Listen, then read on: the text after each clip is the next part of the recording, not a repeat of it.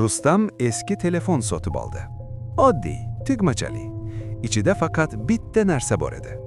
Ovoz yozuvi bir dona. O'chirmoqchi bo'ldi. Telefon qotib qoldi. Qiziqib eshitib ko'rdi. Yozuvda kimdir sekin zo'rg'a nafas olib gapirardi. Iltimos, chiroqni o'chirmang. U qorong'ida yaqinlashadi. Rustam kulib qo'ydi.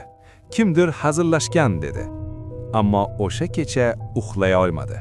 Chunki har safar chiroqni o'chirganda telefon o'zi yoqilib, o'sha ovozni yana qo'yardi. Ikkinchi kuni telefonchi ustaga bordi. Usta yozuvni eshitib, oqarib ketdi. Bu ovoz reanimatsiya palatasidan. Bunda yozuvlar bo'lmaydi. Nega? Dedi Rustam. Chunki bu palatada yotgan bemorlar gapira olmaydi.